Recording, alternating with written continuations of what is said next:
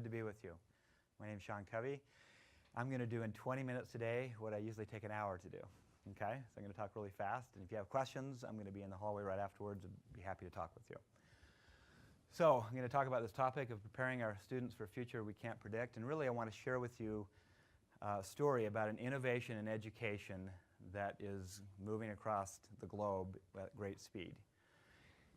It's based on this book called The Leader in Me. This is a book that I co-authored with my father, Sean Covey. He's the author of The 7 Habits of Highly Effective People. I don't know if you've ever heard of that book. Well, you might have. I read it when I was older, and I thought, boy, Dad has grown up so much. And I wrote a book for teenagers called The 7 Habits of Highly Effective Teens. And luckily, I didn't have teens when I wrote it, because now that I do, I take back everything I said. No such thing as an effective teen.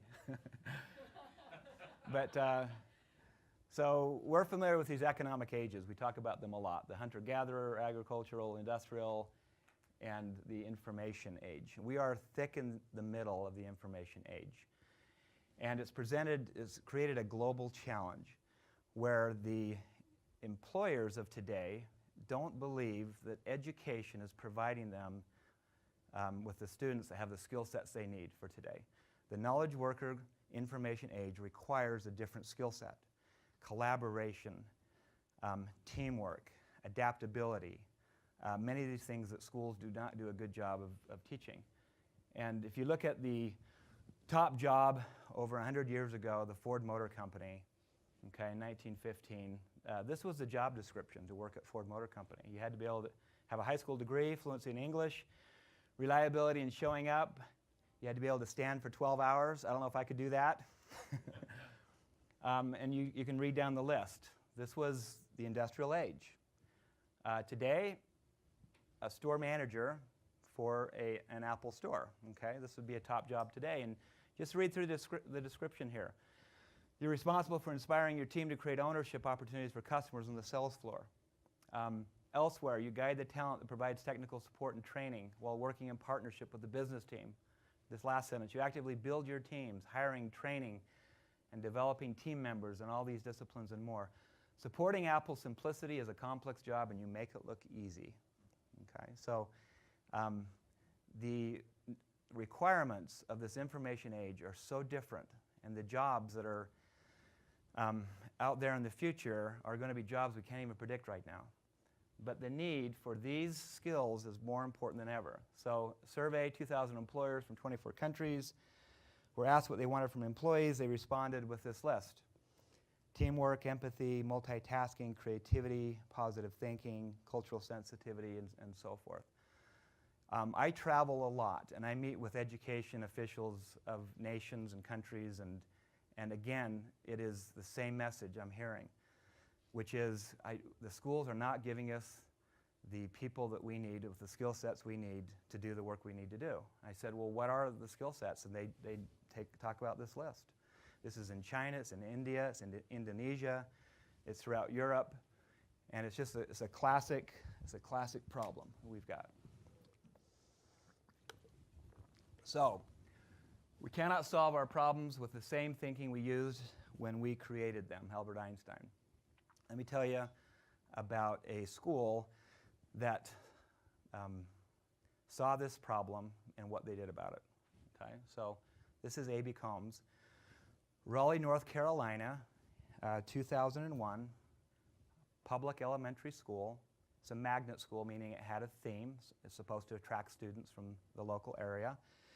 And it's just a classic school that was struggling. 50% free and reduced lunch, 28 languages spoken in the school, transient area, low enrollment, no clear mission, teachers not getting along, all the classic struggles. So suddenly there was a confluence of events that happened. The superintendent came to Muriel Summers, the principal, and said, we're going to shut you down as a magnet school because you're not attracting anyone. And she said, oh, please give me another year. And he said, I'll give you a week to come up with a new idea. So she's desperate, doesn't know what to do. Columbine had just happened. She had gone to a Baldrige conference, so she was thinking about data. She was thinking about Columbine and why anyone would be so desperate to do what they did at Columbine. And then she happened to go to a 7 Habits workshop taught by Sean Covey, my father.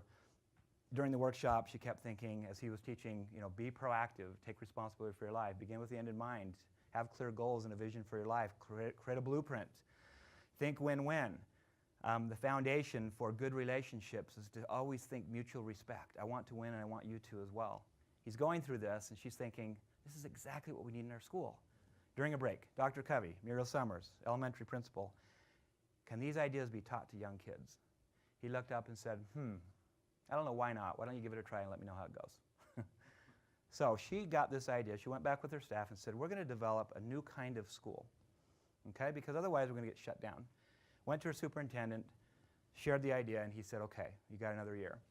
And their idea was we're going to create a school based on leadership. And by leadership, she didn't mean the student body president, the top 2%. She meant everyone's a leader. I'm going to turn the school over to the kids. They are far more capable than we're giving them credit. They have far more talents and capacities and capabilities. And we're going to teach reading, writing, math, and leadership in our school.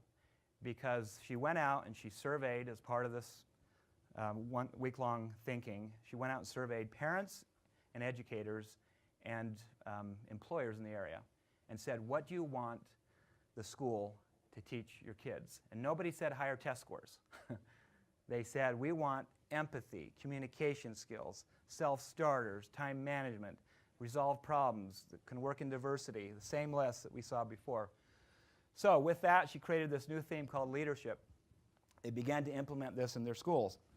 And so this is what changed.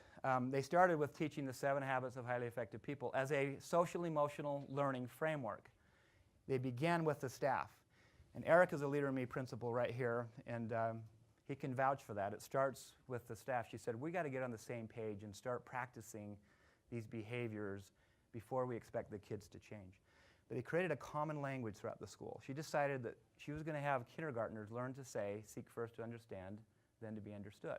And wasn't going to dumb down the language. So a common language. Next, she said, we're turning the school over to the kids. They're going to run everything. They're going to greet. They're going to do announcements in the morning. They're going to do assemblies. They're going to monitor the playground.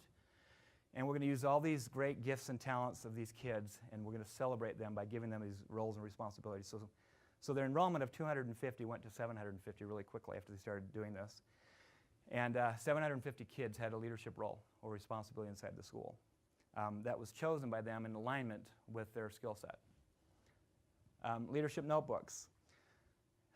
She said, why do we own the kids' grades? They need to be in charge of their own grades. And why do we have our notebook that tells how they're doing? They have to come to us to find out. And so everything went into a leadership notebook where the kids could track their own scores, their own grades, set their own goals. She taught them all how to set goals. And every 6 weeks or so, they rotate their goals. They have accountability partners. And I could go on and on with all the things that she did, but this was not, we're going to teach leadership Tuesdays and Thursdays from 1 to 2. It was ubiquitous, everywhere, all the time, with the staff, with discipline problems, on the playground, and they did this remarkable turnaround of their school. So they also taught, because the businesses suggested this, these kids need to know etiquette and public speaking, how to look somebody in the eye and shake their hand and state their name and speak in public. She offered all kinds of leadership events and opportunities for people to speak in public and to learn how to meet and greet people and so forth. And if you go to her school, it's the first thing you'll notice is her kids will come up, shake your hand, look you in the eye, and say, hi, my name is Jim, and I'm a leader of audio-visual, or whatever. Now, so within 3 years, they got National School of Character. In 2006, 5 years later, they got the #1 magnet school in the country. Enrollment went to 850 with a huge waiting list. It went from the lowest scoring school in the district of 35 up to the highest scoring with 97% passing grade level standards. They created this incredible culture where if a teacher leaves, there's 100 applicants. People from all over the country and even the world move into that area to try to get into that public school today. And the student self-confidence soared. I went and visited it one time, and I was just blown away. I went home, I told my wife about it, and she said, what was different? And I said, it was as if every teacher believed that every child was a genius. That's what I felt in that school. So this model, we she invited us in, showed us what she had done with our content and other content, and we codified it, called it The Leader in Me. I work at Sean Covey. We're a global leadership firm that helps build leaders at all levels. And this Leader in Me model took off and was in 5 schools and then 50 schools, and today it's in 3,000 schools in over 50 countries, including in Eric's school, right? And so we have 400 schools in Brazil. We'll bring on 1,000 new schools doing this model in the next 6 months. So it's really a remarkable innovation that came from a desperate principal and some teachers that innovated a new way of a new model for a school that worked like an operating system inside of the school. So let me just show you a few things about this. Stephen R. Covey, if you want to make minor changes and improvements, work on your behavior. If you want to make significant quantum improvements, work on your paradigms. So the Leader in Me, this school model, it's built on different paradigms. And these are the paradigms. Everyone can be a leader. Change starts with me. Everyone has genius. Educators empower students to lead their own learning and to develop the whole person. And those are in contrast to a lot of traditional paradigms. And so, for example, the foundational paradigm is this idea that everyone has genius, instead of there's only a few people that are gifted, a few leaders. So in her school, everyone is taught that they're a leader of themselves, a leader of their own lives, a leader of the playground, a leader among their friends. Leadership is doing the right thing, even when nobody is looking. That's her mantra. And I was at a conference in Amsterdam, an education conference, nationwide conference, and the whole conference was based on this slide. For fair selection, everybody has to take the same exam. Please climb that tree. And so with this paradigm in mind, she said, I'm not going to build a school that's just good for monkeys, tree climbers. And so often we just give a lot of attention to the academically gifted or to the athlete. And instead, she created all these leadership roles and responsibilities throughout the school, so everybody felt celebrated, and everybody was able to find their niche and show off their genius, so to speak. There was a landmark study done by George Land and Beth Jarman in 1998 in a book called Breakpoint and Beyond, where they did a genius test with dozens of questions, and they followed these kids and tested them over time, and this is what they found. That the genius level of ages 3 to 5 kids was 98%, went down to 32% at age 8 through 10, 10%, and adults scored a whopping 2%. And it's true, there's some level of de-geniusizing kids that takes place. But it's a foundational paradigm that shows up in so many ways throughout the school. Another key paradigm is this idea that the purpose of a school is not just to develop the academic side of a child, but to develop the whole person. And so this is the typical approach to the typical paradigm of most schools, the education system. Is our job is to teach academics, which it is, and we'll think about culture and climate, and these leadership, these soft skills, these interpersonal skills. We'll have a character thing that we do once a week, okay, and that'll satisfy that. And a better approach we have found is this, that these are equal and they're interdependent, and if you strengthen one, it strengthens the other. And it's very hard for a student to think about how to do well academically when they've got big problems at home, or where they don't feel they're valued, or they don't feel they have a voice, or they don't feel that they own their own education, or they're not sure about how they're doing, or they don't have a skill set to know how to get along with other people. So this is, we believe, a better paradigm and model for how to think about a school and the purpose of a school. You work on the leadership skills. These are the 21st century life skills that we just talked about. They're so needed today for college, for career, for the workforce, to be a father, a mother, to work well in the community. And then, of course, academics are important too. So all three need to work together. But if we focus on just the academic piece, we're not going to make the progress we need to.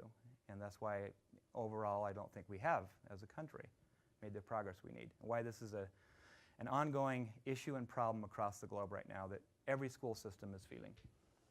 So the foundational to the Leader in Me are these social and emotional skills, the 7 habits. It teaches children how to manage themselves, how to get in control of their own time, how to be a self-starter, how not to be a victim, but to be an agent, and then that builds upon itself to work with other people. You know, how to get along, how to think when, how to listen well, how to communicate well, how to synergize. Those are foundational skills for school and life. And this shows up in so many ways inside of a school. We also teach inside of the schools, as part of the Leader in Me, the 4 disciplines of execution. It's a goal-setting methodology. I went to a school the other day in South Carolina. I walked in, they had 2 wildly important goals listed right in the front of their school. One said, our goal, our wildly important goal, is to move our reading score from 65% to 74% by December 31st. On the other side was the same thing in math. And then at each grade level, they had a goal broken down by grade level, by classroom, and then I talked with some of the students. And I had this little boy say, well, I'm doing my 3s and 4s right now, and my goal is to do my 4s and 5s in my times tables. And I need to do that by December 31st. And my accountability partner that I meet with every Friday, we meet to make sure I'm doing it, and I make sure he's doing his. You have that kind of alignment and goal setting from the top to the bottom of the school, and good things are going to happen, and they are. Overall, the results of these 3,000 schools are really remarkable. I encourage you to go to leaderinme.org and take a look at the research behind this. So goal setting, working with data, that's basically the story of what's happened here. The Leader in Me is a whole school transformation model that was a happy accident. This was not a group of people getting up on a whiteboard and saying, let's develop a school model for a school that we can sell a lot of across the globe. This was finding penicillin. Okay, this is something that grew in a petri dish over the weekend. Our company, we came and saw it at A.B. Combs, saw what they did, and we have felt a great responsibility and stewardship to take this to as many students, kids, and classrooms around the world that we can. It's an innovation whose time has come, and it's making great strides. So in the end, it's all about creating leaders out of students, about seeing the greatness within them, their capabilities, strengths, and unleashing their talents. So we have a leadership portrait that drives everything that the Leader in Me is intended to do. It's all around teaching children how to be personally effective, and then how to work well with other people through interpersonal skills, how to lead others and how to lead themselves. So just a quick story in closing. So my kids are lucky to go to a Leader in Me school. And this was a charter school that opened about a mile away from my home. And everybody wanted to go to the new charter school because it had a new building. And so you say, oh, a new building, it must be a good school. So there was a big waiting list to get in. We went through a lottery. We got our kids in. The school began. After the first year, they fired the principal. Next principal came in. The board fired him a year later. Everybody started leaving the school. It was a wreck. And we were about to leave. And I went to the new principal. Her name was Emma, and she's 33 years old, never been in administration before. And I said, Emma, you're going to get fired in a year. I know these board members, and they're mean. And I said, what's the problem? And she said, we don't get along. Everybody, all the teachers, there's all this infighting going on. The lower grades are upset with the upper grades and what they did, and it's just a mess. I had just gone to A.B. Combs for the first time. This is like in 2000, this would have been 2012. And I said, I've got frequent flyer miles I can't use. I'll fly you back. So I flew her back to A.B. Combs, and she saw what they were doing, felt what they were doing in their school. And she came back and she said, I didn't know you could run a school this way. And so she said, I want to get going on this. And so they found some money. They had some grant money. They got going with the Leader in Me. 2 months into it, I ran into a teacher in the hallway. I was dropping something off at the school. And she goes, oh, are you Mr. Covey? I said, yes. Oh, thank you so much for bringing this This new solution to our school is helping a lot. I said, well, what's different? She said, we like each other now. She goes, we're all on the same page. We got our own mission now. We redid everything. We got all of our dirty laundry out on the table. And we know we need to model what we expect our kids to do. The principal, Emma, got up a year later, having had a very successful year, and said, this methodology saved our school. And it started with the adults. Because all the research shows that the most important factor that determines the outcomes of the kids is how well the adults in the school get along and the culture that creates. And they can feel it. It comes out in 100 ways. If there's people not working together, people having grudges, no culture, no sense of getting better, no common mission and vision, it shows up in the children. So it began there. And then I saw what it did to my children. Okay, so my little daughter, Allie, in 3rd grade, started not wanting to go to school for a couple weeks. We sat down and talked with her, my wife and I. What's the matter? She goes, I'm flunking math. I hate it. I stink at it. Well, we were busy, and we intended to help her, but we forgot. You know how it is sometimes with everything. And we went a month later to her student-led conference, not a parent-teacher conference, student-led. We sat down. She stood up with her leadership notebook, told us about her goals and her teacher, turned the school over to the kids, and then talked about how she had set a goal to do better in math, her measurements that she was keeping track of, her scoreboard, her accountability, and so forth, and she had succeeded in math. She did this all on her own. The school empowered her to own her own education. It was remarkable. So this is what this is all about. As I go across the world, we're all in the same cause together, which is to help raise great kids. We love these kids. We know that they've got great worth and potential. This is an innovation which helps bring it out. So I'm in the hallway if you want to talk with me afterwards. Thank you so much.